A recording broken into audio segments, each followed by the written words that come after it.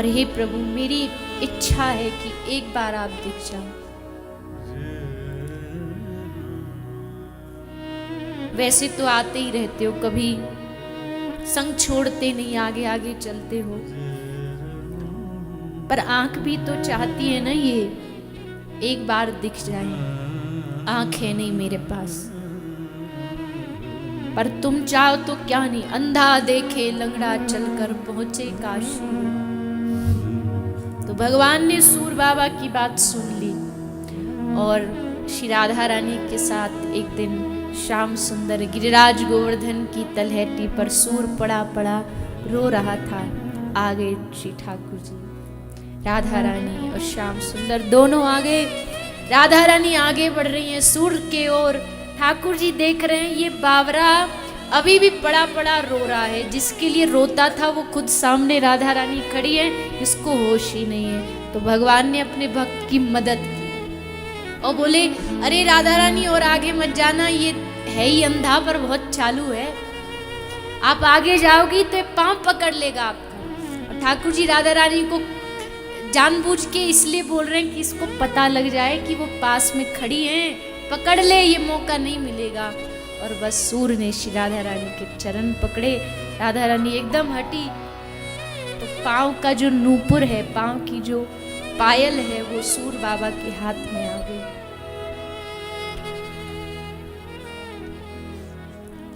अब नूपुर नहीं होगी तो रास नहीं होगा। राधा रानी की जब नूपुर बजती है तभी रास होता है। तो राधा रानी आई मांगने, अरे बाबा तेरे ढोरे मेरी पायल है। बाबा बोले हम कैसे माने कि तुम्हारी है, तुम ले गई अपनों बोल के और पीछे ते या की जो असली मालकिन आके हम पे ते मांगेगी तो कैसे दूंगो मैं। तो एक काम करो दूसरों वालों दिखा दो, मुंह को पतो लग जाए कि हाँ ये आपकी है, सो दे दो। राधा रानी ने दूसरा पांव की जो पायल है वो दिखाने के लिए जैसे चरण आगे किया, सूर ने पांव अब नहीं छोड़ो, एक बार तुम छोड़ के चली गई, अब नहीं छोड़ सकते।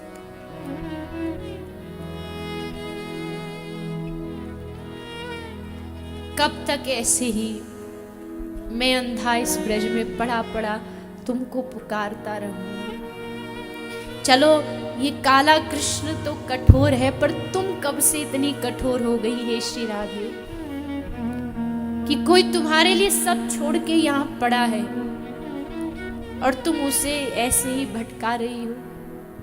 एक बार दर्शन दो। बस श्री राधा रानी ने सूरदास के सर पर हाथ फेरा, सूर की जन्म की अंधी आंखों में रोशनी आ गई और आंख खोली तो देखा सामने प्रिया प्रीतम खड़े। रोम रोम सूर का खिल उठा। आहा, आज तक मैं जिनकी महिमा गाता था वो मेरे सामने खड़े।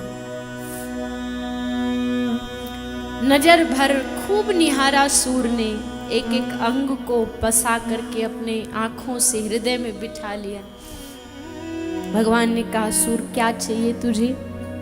ऐसे तो हम खाली हाथ किसी को दर्शन दे के जाते नहीं, बोल क्या चाहिए?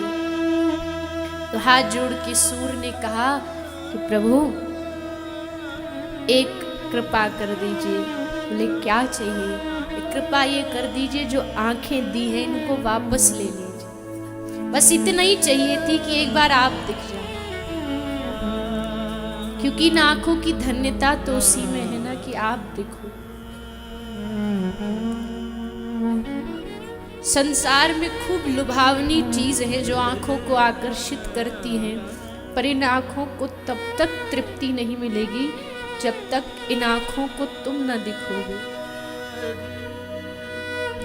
ये आंखें तरसती रहती हैं। हम इन आंखों को संसार के अच्छे अच्छे चलचित्र दिखा देते हैं, रंग दिखा देते हैं,